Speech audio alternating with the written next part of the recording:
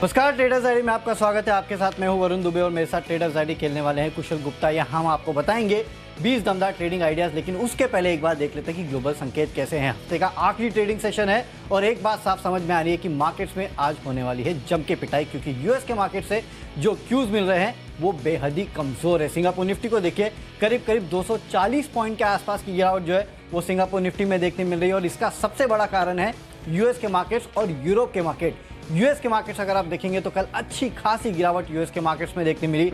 Dow Jones में करीब 640 point, Nasdaq में देखिए करीब 3.25% के आसपास की गिरावट जो नैस्डैक में थी। एसएनपी में भी अच्छी खासी गिरावट है और खासकर इन्फ्लेशन की जो चिंता है उसके चलते ओवरऑल अगर आप देखेंगे तो ग्लोबली मार्केट्स में अच्छी खासी पिटाई हुई है। यूरोप के मार्केट निकाल के देख लीजिए, कल यूरोप के मार्केट में करीब 1.5% के आसपास की गिरावट देखने मिली थी।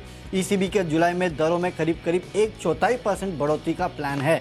तो इन्फ्लेशन जो है वो अब एक ग्लोबल चिंता बन चुकी है। वैसे भी ग्लोबल चिंता थी, लेकिन चिंता जो है अब वो बढ़ते हुए नजर आ रही है और इसका इम्पैक्ट कहीं ना कहीं जो है आपको ओवरऑल ग्लोबल मार्केट्स में देखने मिल रहा है। सुबह सुबह एशिया को भी अगर आप देखेंगे तो वहाँ भी पिटाई साफ देखने मिल रही है। निकाई में करीब 400 पॉइंट के आसपास की गिरावट है। बाकी भी अगर मार्केट्स देख लेंगे आप तो यहाँ पे गिरावट साफ देखने मिल रही है और कोई भी अच्छी खबर आएगी उसको मार्केट्स ऐसा लग रहा है कि सुनने को तैयार ही नहीं है और जो भी आज होना है वो गिरावट ही होनी है। आप देखिए, कल हमारे मार्केट्स जब बंद हुए थे तो डाउ फ्यूचर्स में 90 पॉइंट के आसपास की गिरावट थी, लेकिन जब बंद हुए तो करीब 640 पॉइंट के आसपास की गिरावट। नैस्डैक में 46 पॉइंट ऊपर था, नैस्डैक माफ कीजिएगा, और गिरते गिरते 332 पॉइंट के आसपास की गिरावट हुई। यानी कि कल हम जब मार्केट बंद हो रहा था हमारा तो मूड माहौल अच्छा था। ये मूड माहौल जो है रातों रात बिगड़ा है और काफ़ी ज़्यादा बिगड़ा है। तो उसका सीधा इम्पैक्ट जो है आपको आज मार्केट्स में देखने मिलेगा। सिर्फ एक राहत की खबर है ओवरनाइट और वो ये है कि कच्चा तेल $1 या आधा डॉलर सस्ता हुआ है। उससे बड़ी कोई अच्छी खबर है नहीं। तो मेरे टीम में तो कुशल 6 सेल कॉल्स है। आपने कुछ बाय किया है? मैं वही सोच रहा था कि मैं क्या कहूँ कि बाई किया है कि नहीं किया है, क्योंकि यहाँ पर जिस तरह से मेरी लिस्ट बनती हुई नजर आ रही है ना वरुण, उसमें कैश और इन्वेस्टमेंट इन दो में ही खरीदारी है।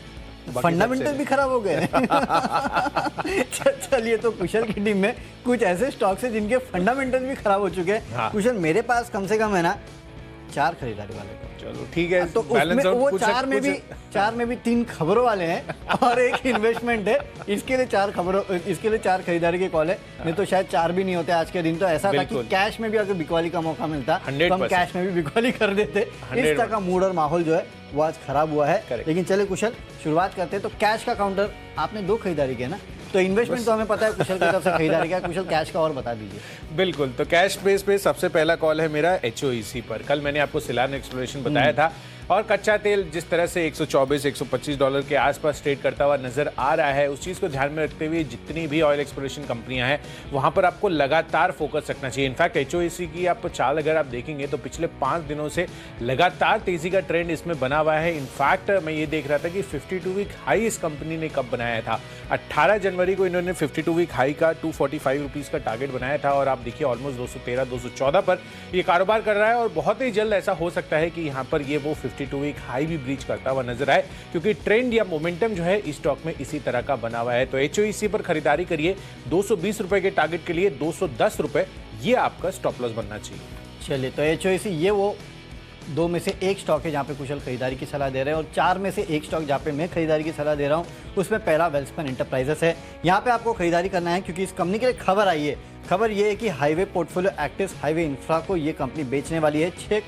6,000 करोड़ के आसपास के एंटरप्राइज वैल्यू जो है उसके हिसाब से ये सौदा हुआ है। तो जाहिर सी बात है इस कंपनी का अगर आप मार्केट कैप देखेंगे तो करीब 1500 करोड़ के आसपास का है, 2,500 करोड़ के आसपास का डेट है। तो इस वैल्यूएशन पे अगर कंपनी बेचती है तो ये कंपनी के लिए अच्छी बात हो सकती है। हालांकि आज मूड माहौल जो है वो बहुत खराब है, तो अच्छी खबरों पे भी स्टॉक्स पिट सकते हैं। इसके लिए स्टॉप लॉस जो है वो आपको काफ़ी स्ट्रिक्ट रखना है। तो स्टॉप लॉस रखना है आपको 98 के आसपास। टारगेट जो है 104 रुपये का होगा। अब चलते हैं अगली कैटेगरी जो कि फ्यूचर्स की कैटेगरी और फ्यूचर्स में अपोलो टायर्स। यहाँ पे बिकवाली करके चलेगा। 205 के आसपास एक काउंटर ट्रेड कर रहा है। इसका जो इंपॉर्टेंट सपोर्ट लेवल था वो 206-207 के आसपास था, उसको तो ये काउंटर ऑलरेडी ब्रीच कर चुका है और आज जो मूड और माहौल खराब है वहाँ इस काउंटर की और पिटाई हो सकती है। अगला लेवल जो निकल के आता है वो करीब 198-197 के आसपास निकल के आता है। इसके लिए मैंने आपको 199 के टारगेट दिए। इसके लिए आप बिकवाली कीजिएगा करीब 207 रुपये के आसपास का, जहाँ पे सपोर्ट था वो आप रेजिस्टेंस बनेगा, इसके लिए आपको यहाँ पे बिकवाली करके चलना चाहिए। वैसे भी हाई बीटा काउंटर है और आज की मार्केट की गिरावट के साथ इन काउंटर्स की पिटाई हो सकती है, इसके लिए ये पहला काउंटर है जहाँ पे बिकवाली करना है। वैसे भी इसका यूरोप में अच्छा खासा एक्सपोजर है मेरे ख्याल से कुशल, करीब 30-35% का एक्सपोजर है, 30-35% के आसपास का वहाँ एक्सपोजर है। और वहाँ देखिए जिस तरह से ब्याज दरों की बढ़ने की बात चल रही है और इन्फ्लेशन की बात वहाँ पे चल रही है, इन्फ्लेशन के टारगेट जो है वो कहीं ना कहीं बढ़ाए गए हैं, तो इसका सीधा इंपैक्ट जो है आपको उन कंपनीज पे भी देखने मिलेगा जिनका यूरोप में एक्सपोजर है। टाटा स्टील मुझे याद आता है, कच्चे तेल की एवरेज भी है किसकी? $124 के आसपास हाँ, भी चल रहा है, वो एक डेफिनेटली बड़ा गिरावट का इम्पैक्ट इस पर भी दिखा सकता है। डेफिनेटली, तो उसका इम्पैक्ट यहाँ पे भी हो सकता है। तो अपोलो टायर्स बेच के चलेगा फ्यूचर्स में। तो शुरुआत कर दी है मैंने कुशल बिकवाली के काउंटर के साथ, आप भी शुरुआत कीजिए। बिल्कुल, तो मैं भी शुरुआत करता हूं और यहाँ पर मेटल काउंटर्स, कल मैंने आपको 3 स्टॉक्स बताए थे, वहां पर गिरावट का ट्रेंड साफ तौर पर हमें देखने को मिला और आज भी मेटल स्टॉक से मेरी नज़र नहीं हट रही है और इसमें अगला कॉल हिंडाल्को पर है। इनफैक्ट स्टील काउंटर्स तो थे ही, पर अब एल्यूमिनियम की कमोडिटी में भी जिस तरह से 2 से 2.5% की कल गिरावट होती हुई दिखी है एंड ओवरऑल यूएस मार्केट्स में जो दबाव देखने को मिला, उस वजह से मुझे लग रहा है कि हिंडाल्को में भी आज आपको सेल कर चलना चाहिए। यहाँ पर भी गिरावट का ट्रेंड मुझे साफ तौर पर नजर आ रहा है। इनफैक्ट मैं देख रहा था कि कल जैसे मैंने आपको हाईलाइट किया था कि Dow Jones iron and steel index में 4% तक की गिरावट हमें देखने को मिली थी। कल सुबह मैंने आपको बताया था, कल के दिन में, कल यूएस बाजार जब खुले थे और जब एंड होते हुए नजर आए, ऑलमोस्ट 5.25% का fall again Dow Jones iron and steel index में देखने को मिला। इनफैक्ट यूएस स्टील कॉर्पोरेशन का अगर आप स्टॉक देखेंगे, वहां पर तो ऑलमोस्ट 0.75% तक का कट आता हुआ नजर आया था। तो इस चीज को ध्यान में रखते हुए आपको मेटल्स आज के दिन में भी शॉर्ट कर चलना चाहिए और इस वजह से हिंडाल्को सबसे पहला कॉल है मेरा, जहां पर आपको बिकवाली करने की राय है। इसके फ्यूचर्स बेचकर चलिए, 390 रुपए के टारगेट के लिए 406 रुपए हायर साइड पर स्टॉप लॉस लगाना है आपको। अगला जो काउंटर है मेरा वो है टाटा स्टील पर। तो इनफैक्ट हिंडाल्को तो मैंने आपको बताया था, कल जेएसडब्ल्यू स्टील, जेएसपीएल और सेल मैंने आपको बताया था, कल वहां पर अच्छी गिरावट हमें देखने को मिली और कल आप देखिए टाटा स्टील जैसे काउंटर में भी ऑलमोस्ट 0.4% तक की गिरावट देखने को मिली थी। तो कहीं ना कहीं जिस तरह से काउंटर्स ये सारे के सारे मेटल स्पेस से कमजोर होते हुए दिख रहे हैं, अगेन फॉलिंग ट्रेंड दिख रहा है टाटा स्टील। यहां पर भी बिकवाली कर चलिए, 1040 का पुट ऑप्शन खरीदना, ऑप्शन ट्रेडिंग इसमें करनी है क्योंकि कल ऑलमोस्ट 4% तक की गिरावट ऑलरेडी हो चुकी है, तो आपकी रिस्क जो है वो थोड़ी सी मिटिगेटेड रहेगी। तो इसका जो पुट ऑप्शन है 68 रुपीज का, उसको आपको खरीद कर चलना है 87 रुपीज के टारगेट के लिए। 60 रुपए आपको यहां पर भी स्टॉप लॉस लगाना है। चलिए, मेरे तरफ से जो ऑप्शंस का कॉल है वो है विप्रो में। विप्रो में आपको 470 का जो पुट ऑप्शन है वो खरीदना है। जाहिर सी बात है, कल नैस्डैक में जो 0.4% के आसपास की गिरावट हुई है, उसका सीधा इंपैक्ट आज आपको इंडियन आईटी कंपनीज पे देखने मिलेगा। आप इसका एडीआर भी निकाल के देख लेंगे तो करीब 2% के आसपास की गिरावट जो है आपको विप्रो के एडीआर में देखने मिली है। तो जाहिर सी बात है, आज विप्रो की धुलाई होना पक्का है। इनफैक्ट जितने आईटी काउंटर्स हैं उनकी पिटाई हो सकती है। तो यहाँ पे आप 470 का जो पुट ऑप्शन है वो खरीद के चल सकते हैं। 15 रुपए के आसपास के लक्ष्य आपको देखने मिलेंगे। 10 रुपए का रखिएगा एक स्ट्रिक्ट स्टॉप लॉस। पढ़ते हैं अपनी अगली कैटेगरी जो है टेक्नोपिक और वरुण से जानते हैं कि उन्होंने इस कैटेगरी में क्या चुना है। वरुण, देखिए, आज टेक्निकल तो ऐसे है कि ग्लोबल टेक्निकल खराब हुए हैं, इसके लिए सेल में बिकवाली की सलाह है। जाहिर सी बात है, मेटल काउंटर्स दबाव में रहेंगे, तो यहाँ पे आप बिकवाली करके चल सकते हैं। वैसे भी टेक्निकल फंडामेंटल्स आज तो सब चीज़ों के लिए खराब है, तो यहाँ बिकवाली कीजिएगा। 72 के लक्ष्य के लिए 76 का आपको स्टॉप लॉस रखना है। नो ब्रेनर है, बिकवाली होनी हो, स्टार्टिंग में प्रेशर आ जाएगा, उसके बाद देखना किस तरह से और गिरावट आती है। तो आपको अपने जो स्टॉप लॉस और टारगेट है वो मेटल काउंटर्स में बेसिकली ट्रेल करने हैं। शुरुआत में आपको गैप डाउन मिलेगा, उसके बाद और गिरावट आ सकती है। अगर शुरुआत में ही 72-70 के आसपास आ जाए तो और 1-2% के नीचे के लिए आप इसमें ट्रेड कर सकते हैं, लेकिन स्टॉप लॉस भी अपना ट्रेल कीजिएगा। तो सेल मेरे तरफ से बिकवाली का कॉल। तो मेरा भी कल का टारगेट आई थिंक हिट हो जाएगा। 74.20 कल जो है लो बनाया था इसने, कल मैंने रिकमेंड किया था 74 के प्राइस के लिए, तो वो तो आप अचीव करवा देंगे। खुलते से ही हो जाएगा वो तो, उसमें वो तो नो ब्रेनर है। तो डेफिनेटली मेटल काउंटर्स लगातार कल से हम आपको बिकवाली की राय दे रहे हैं। कल मैंने 3 स्टॉक दिए थे और आज भी मेरी सूची में मेटल काउंटर्स काफी सारे शामिल हैं। तो सेल वरुण की तरफ से आ रहा है और टेक्नोपिक के लिहाज से मैं कल का स्टॉक रिपीट कर रहा हूं, वो है एसबीआई का काउंटर। कल भी मैंने आपको ये स्टॉक बताया था। इनफैक्ट एसबीआई पर मैंने 460 रुपए के टारगेट दिए थे। कल लो जो इसने बनाया है वो 462 रुपए 65 पैसे का है। तो उसको ध्यान में रखते हुए मुझे लग रहा है कि यहाँ पर बिकवाली और फर्दर आ जा सकती है और वैसे भी मूड माहौल जो है गिरावट का ही दिखा रहा है। कल के सत्र में जितनी गिरावट मैंने एक्सपेक्ट की थी उतनी ज्यादा नहीं आ पाई एसबीआई में, पर अगेन अभी भी कन्विक्शन मेरा बना हुआ है कि यहाँ पर और फर्दर गिरावट आज के सत्र में आती हुई नजर आ सकती है। तो इसी वजह से इसको भी आज आप शॉर्ट कर चलिए। टेक्निकल चार्ट स्ट्रक्चर कमजोर लग रहे हैं। 455 रुपए के टारगेट के लिए यहाँ पर बिकवाली करनी है आपको। 472 रुपए आपका स्टॉप लॉस बनेगा। चलिए बढ़ते हैं अपनी अगली कैटेगरी जो है फंडा पिक और वरुण, आप पूछ रहे थे मेरे से कि फंडा में भी आपने सेल कॉल लिया है, तो मैंने लिया है और वो है टाटा मोटर्स का काउंटर। और वो क्यों लिया है, कल मैंने आपको लिंक कर बताया था कि जिस तरह से शंघाई में जो पार्शियल लॉकडाउन ये लगा रहे हैं और जो टेस्टिंग ये करने वाले हैं, dynamic zero Covid policy China जो अपनाता है, उसकी वजह से आप देखिए तमाम सप्लाई चेन यहाँ पर डिस्टर्ब होते हुए नजर आ रहे हैं। और वैसे भी टाटा मोटर्स के लिए काफी बड़ी सिग्निफिकेंस है चाइना की। आप देखिए पूरी जेएलआर वॉल्यूम का 25 से 30% हिस्सा इनका चाइना से आता है। और अगर आप ओवरऑल रेवेन्यू की बात करें तो कंसोलिडेटेड बेसिस पर Q4 में मैंने देखी थी कि 60% आय जो है इनकी जेएलआर से आती हुई नजर आती है। तो सिग्निफिकेंट डिपेंडेंस जो है इनकी चाइना पर है। और आप देखिए यहाँ पर कल ब्लूमबर्ग पर भी आप मार्केट आज के दौरान देखेंगे तो यहाँ पर जो टेस्ला है, उन्होंने चाइना मेड कार्स में सालाना आधार पर 212% अपने प्रोडक्शन बढ़ाए हैं। तो क्लियर कट टाटा मोटर्स की जो प्रॉब्लम है उसको काउंटर इन करने के लिए या उस पर गेन्स करने के लिए टेस्ला जो है आगे बढ़ता जा रहा है। तो आगे चलकर जो रिकवरी हम एक्सपेक्ट कर रहे हैं कि चाइना में जेएलआर सेल्स की होती हुई नजर आएगी, उसमें काफी समय लग सकता है। इसी वजह से फंडामेंटली मुझे रीजंस खराब लग रहे हैं टाटा मोटर्स के लिए अभी कुछ समय के लिए। नियर टर्म आउटलुक थोड़ा सा कमजोर है, तो देखना होगा कि यहाँ पर किस तरह की चाल बनती है। बट अभी फिलहाल मुझे लग रहा है कि यहाँ पर गिरावट का ट्रेंड साफ तौर पर नजर आ रहा है। तो 430 रुपए की प्राइसिंग है, 418 रुपए का टारगेट बनाइए, 436 रुपए हायर साइड पर आपका स्टॉप लॉस बनेगा। तो फंडामेंटली मुझे टाटा मोटर्स जो है उसमें बिकवाली करनी है। चलिए, तो फंडामेंटली मैं खरीदारी की सलाह दे रहा हूं, क्योंकि आज बिकवाली तो आप सब हर एक स्टॉक में कर सकते हैं, लेकिन खरीदारी क्या करना है ये सबसे इंपॉर्टेंट है। और खरीदारी उन स्टॉक्स में कर सकते हैं जहां पे बड़ी बड़ी खबरें हैं।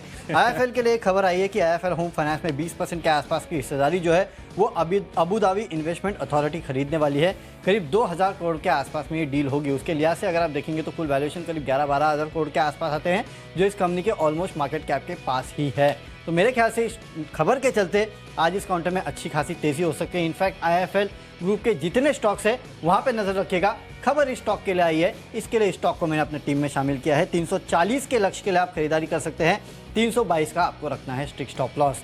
अगली कैटेगरी निवेश की कैटेगरी, और निवेश आपको करना है, एक काउंटर है जिलेट नाम का, इसमें आप निवेश करके चलेगा। ये उन काउंटर्स में से है जिसको दरअसल मार्केट अगर भूल जाता है, खासकर अगर आप देखेंगे तो। लेकिन इस काउंटर के लिए काफ़ी सारे फायदे हैं। एक तो देखिए इन्फ्लेशन प्रूफ स्टॉक है, ये इन्फ्लेशन का ज़्यादा असर इस कंपनी में पड़ता नहीं है, क्योंकि जो प्रोडक्ट ये कंपनियां बनाती है खासकर अगर आप देखेंगे तो वो खासकर आपके रोज़मर्रा की ज़िंदगी में यूज़ होते हैं।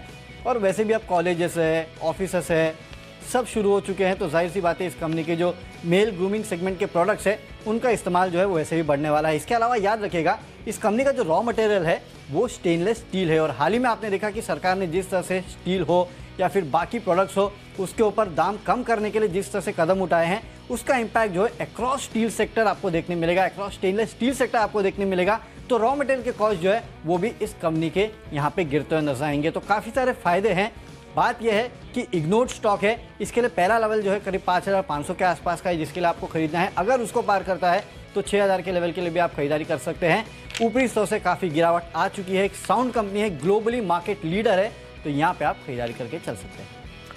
बिल्कुल, इनफैक्ट जिलेट इंडिया ये तो हम खुद ही यूजर्स हैं हम सब यूजर हैं। हाँ, और एवरीडे यूजर है, तो जिलेट इंडिया के लिए तो हमारी कन्विक्शन कभी भी रेडी रह सकती है। डेफिनेटली कुशल, वही है ना कि पहले आप वर्क फ्रॉम होम कर रहे थे तो शायद आपको इस कंपनी के प्रोडक्ट उतने इस्तेमाल नहीं भी करने पड़ रहे थे। अब क्या, अब तो आपको करने ही पड़ेंगे। अब बाकी लोग, हम लोग तो कर ही रहे थे। हम तो वैसे भी कर रहे थे, हमारी तो वैसे भी मजबूरी थी। लेकिन बाकी अगर आप देखेंगे तो प्रोडक्ट का इस्तेमाल जो है वो वैसे भी बढ़ रहा है। करेक्ट। और मार्केट लीडर है, तो कहीं ना कहीं इसके लिए आपको रॉ मटेरियल कॉस्ट, सबसे बड़ी बात तो यही है। करेक्ट। तो रॉ मटेरियल कॉस्ट जिस तरह से आगे चलकर गिरने के रुझान दिख रहे हैं, डेफिनेटली यहाँ पर आपको बने रहना चाहिए। अच्छी खरीदारी की पोजीशन आपको इसमें बनाकर चल सकते हैं। इन्वेस्टमेंट के लिहाज से मैंने स्टॉक चुना है M&M का।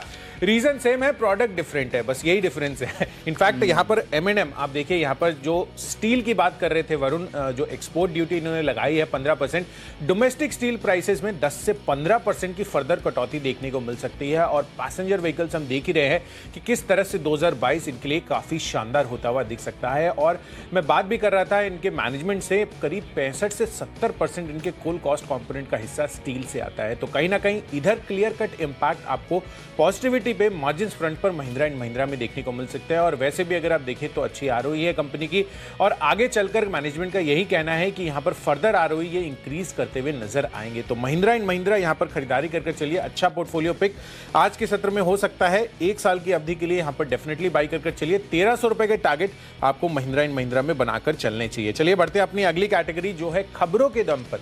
और एक ही खबर बची थी, बाकी तो खबरें सारी वरुण ने ले ली हैं। तो डॉक्टर रेड्डीज मेरी तरफ से है, जहां पर आपको खरीदारी करने की राय है। दरअसल इनकी जो सब्सिडरी है, उन्होंने ओलेमा फार्मास्यूटिकल्स नाम की एक कंपनी के साथ करार कर लिया है और इस करार के तहत आप देखिए ओलेमा जिनके साथ इन्होंने करार किया है 62 करोड़ का अपफ्रंट लाइसेंस पेमेंट करता हुआ नजर आएगा कंपनी को। और आगे चलकर इनकी जो रेगुलेटरी माइलस्टोन्स और अगर क्लिनिकल डेवलपमेंट अगर ये पूरे करते हैं तो लगभग 460 करोड़ रुपए मिल सकते हैं। तो ओवरऑल जो सेंटिमेंट बन सकता है डॉक्टर रेड्डीज के लिए वो काफी पॉजिटिव रह सकता है। और वैसे भी चार्ट सेक्टर वाइज भी अगर आप देखेंगे तो कल के बाजार में भी 3% तक की तेजी डॉक्टर रेड्डीज ने दिखाई थी। तो क्लियर कट रुझान मुझे लग रहा है कि यहाँ पर एक खबर का सपोर्ट है और चार्ट का सपोर्ट है। तो डॉक्टर रेड्डीज आपको खरीदारी कर चलनी चाहिए। 4440 ये टारगेट बनना चाहिए आज के लिए। 4285 आपको स्टॉप लॉस लगाना है। चलिए, खबरों के दम पे जो स्टॉक मुझे पसंद है वो आज की सबसे बड़ी खबर है और वो है बजाज ऑटो की बायबैक की। 14 तारीख को बोर्ड की बैठक है जहाँ पे बायबैक पे विचार करने वाले हैं। नो ब्रेनर है, खरीदारी करके चलेगा। 4000 के लेवल्स के लिए 3800 का आपको रखना है स्टॉप लॉस। तो चलिए, खबरों के दम तक तो हमने आपको स्टॉक बता दिए। चलते हैं आखिरी कैटेगरी जो कि है माई चॉइस, और तीनों के तीनों बिकवाली की कॉल है। फ्यूचर्स में आपको बिकवाली करना है। सबसे पहले तो पीरामल एंटरप्राइजेस पे हाई बीटा काउंटर है और आज के दिन हाई बीटा काउंटर जो है उनकी पिटाई हो सकती है। इसके लिए बिकवाली कीजिएगा 1690 के लेवल्स के लिए 1760 रुपये का स्टॉप लॉस रखना है। अगला LIC हाउसिंग फाइनेंस है। हालांकि LIC में अगर शॉर्ट कर सकते हैं तो ज़्यादा बेटर था, क्योंकि जिस तरह से गिरावट हो रही है 700 के नीचे भी आज LIC जा सकता है। लेकिन LIC हाउसिंग फाइनेंस फ्यूचर्स में ये है तो यहाँ पे बिकवाली कीजिएगा 330 के लेवल के लिए 346 का आपको स्टॉप लॉस रखना है। और आखिरी काउंटर है श्रीराम ट्रांसपोर्ट फाइनेंस, यहाँ पे बिकवाली कीजिएगा। वैसे भी हाई बीटा है तो यहाँ पे भी आज पिटाई हो सकती है। 1330 के लेवल के लिए आपको बिकवाली करना है। 1380 का रखना है स्टिक स्टॉप लॉस। चलिए, माई चॉइस कैटेगरी में मेरी तरफ से तीनों के तीनों सेल कॉल्स हैं, जिसमें 2 कॉल्स जो हैं पहले ये मैं रिपीट कर रहा हूं, JSW स्टील और JSPL। JSW स्टील और फर्दर आज गिरावट रह सकता है। यहां पर clear cut metal counters under perform आज भी करते हुए नजर आ सकते हैं। जिस तरह से Dow Jones iron steel index में ऑलमोस्ट 5.5% तक की गिरावट कल के सत्र में हमें देखने को मिली है। तो यहाँ पर फर्दर बिकवाली करके चलिए। 560 रुपए के टारगेट के लिए यहाँ पर आपको बिकवाली करनी है और 580 रुपए आपको स्टॉप लॉस लगाना है। दूसरा कॉल है Jindal steel and power JSPL पर, जहां पर बिकवाली का रुझान अगेन क्लियर कट बनता हुआ दिख रहा है। कल के सत्र में भी मैंने आपको ये स्टॉक दिया था। 363 रुपए के लक्ष्य मैंने आपको दिए थे। अब अगेन रिवाइज कर फर्दर डाउनसाइड 360 रुपए के टारगेट्स आ जाते हुए दिख सकते हैं। 375 आपको स्टॉप लॉस लगाना है। और आखिरी कॉल है इंडिया बुल्स हाउसिंग फाइनेंस पर। इनफैक्ट हाउसिंग फाइनेंस कंपनी के साथ साथ तमाम NBFC स्पेस आज जो है अंडर परफॉर्म करती हुई नजर आ सकती हैं, जिस तरह से मूड माहौल हमें दिख रहा है ग्लोबल मार्केट्स का। तो IB हाउसिंग पर बिकवाली कीजिए 114 रुपए के टारगेट के लिए। 120 रुपए हायर साइड पर 3 रुपए ऊपर आपको स्टॉप लॉस लगाना है। चलिए, तो स्टॉक्स की सूची पूरी हो चुकी है। फटाफट देख लेते हैं कौन से स्टॉक्स को हमने अपने टीम में शामिल किया है। कैश का काउंटर है वेल्सपन एंटरप्राइजेस, यहाँ पे आपको खरीदारी करना है। फ्यूचर्स में अपोलो टायर्स में बिकवाली कीजिएगा 199 के लेवल्स के लिए। ऑप्शंस में विप्रो का 470 का पुट ऑप्शन खरीदना है 15 रुपए के लेवल के लिए। टेक्निकली सेल कमजोर लगता है, यहाँ पे कीजिएगा बिकवाली। फंडामेंटली IIFL फाइनेंस खबर आई है, उसका इंपैक्ट देखने मिलेगा। 340 के लक्ष्य के लिए खरीदारी करना है। निवेश करना है जिलेट में अगले 4 से 5 महीने में 5500 के आसपास के लेवल के लिए। खबरें बजाज ऑटो में है, यहाँ पे खरीदारी कीजिएगा। माई चॉइस में Piramal enterprises, LIC housing finance और Shriram transport finance. High beta counters है, यहाँ पे फ्यूचर्स में कीजिएगा बिकवाली। और आज का मेरा बेस्ट पिक है बजाज ऑटो। नो ब्रेनर है। जिस तरह से 14 तारीख को बोर्ड की बैठक है जहाँ पे बायबैक पे विचार होने वाला है, उसका असर देखने मिलेगा। 4000 के लेवल के लिए खरीदारी कीजिएगा। 3800 का रखना है स्टिक स्टॉप लॉस। चलिए, गैस स्पेस में हिंदुस्तान ऑयल एक्सप्लोरेशन यहाँ पर खरीदारी करके चलिए। लगातार ये अच्छे हाईज बनाता हुआ दिख रहा है। 52 वीक हाई भी ब्रीच कर सकता है। हिंडाल्को यहाँ पर बिकवाली कीजिए और तमाम मेटल काउंटर्स आज वीकनेस शो कर सकते हैं, तो इस वजह से हिंडाल्को बेचकर चलिए। साथ ही टाटा स्टील का आपको पुट ऑप्शन खरीद कर चलना है। टेक्नोपिक के लिहाज से कल का रिकॉल रिपीट कर रहा हूँ। SBI में और फर्दर गिरावट आज भी आपको देखने को मिल सकती है, तो 455 के लक्ष्य के लिए यहाँ पर बिकवाली करके चलिए। फंडामेंटली पूरे के पूरे ओवरऑल अगर आप देखेंगे तो टाटा मोटर्स जो है कमजोर नजर आ रहे हैं। कल के सत्र में भी गिरावट रही थी और आज भी यहाँ पर फर्दर गिरावट रह सकती है। 418 रुपए के टारगेट के लिए यहाँ पर बिकवाली कीजिए। इन्वेस्टमेंट के लिहाज से महिंद्रा एंड महिंद्रा अगले 1 साल में 1300 रुपए के टारगेट दिखा सकते हैं। खबरों के दम पर डॉक्टर रेड्डीज बाई कीजिए। और माई चॉइस में JSW स्टील, JSPL और IB हाउसिंग काफी कमजोर लग रहे हैं, तो यहाँ पर बेचकर चलिए। और इन सब में आज का मेरा बेस्ट पिक है टाटा मोटर्स पर। कल मैंने आपको लिंक कर बताया था कि किस तरह से यहाँ पर शंघाई में जो पार्शियल लॉकडाउन फिर से लगाया गया है, उसका clear cut negative impact Tata Motors पर आता हुआ दिखेगा। 418 के टारगेट के लिए यहाँ पर बिकवाली करनी है। तो चलिए, स्टॉक्स की सूची तो पूरी हो चुकी है, लेकिन कल के US के मार्केट्स की गिरावट को देखते हुए आज आपके जहन में एक ही सवाल होगा कि कि हमारे मार्केट खुले ही क्यों है। नो डाउट दिन के आखिरी में तो आप बोल सकते हैं कि थैंक गॉड इज फ्राइडे, लेकिन शुरुआत में तो आप यही कहेंगे oh god we still have Friday.